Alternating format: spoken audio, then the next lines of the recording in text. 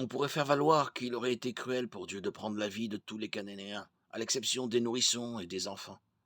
Sans la protection et le soutien de leurs parents, les nourrissons et les petits-enfants risquaient de toute façon de mourir de faim. Les chances de survie d'un orphelin dans le Proche-Orient ancien n'étaient pas bonnes.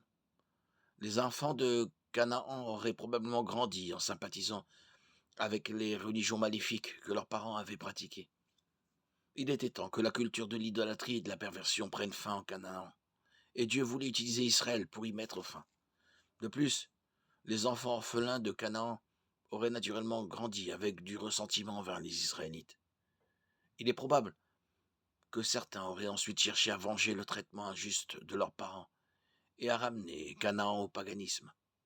Il convient de s'interroger sur l'état éternel des enfants tués à Canaan.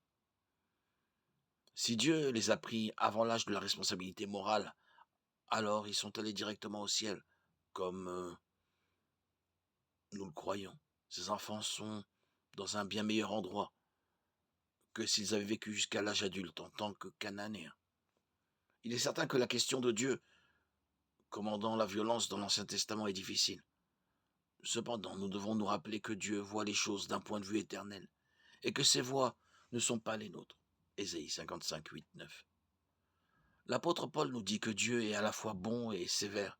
Romains 11, 22. S'il est vrai que le caractère saint de Dieu exige que le péché soit puni, sa grâce et sa miséricorde restent étendues à ceux qui sont prêts à se repentir et à être sauvés. La destruction des Cananéens nous rappelle sobrement que si notre Dieu est gracieux et miséricordieux, il est aussi un Dieu de sainteté et de colère.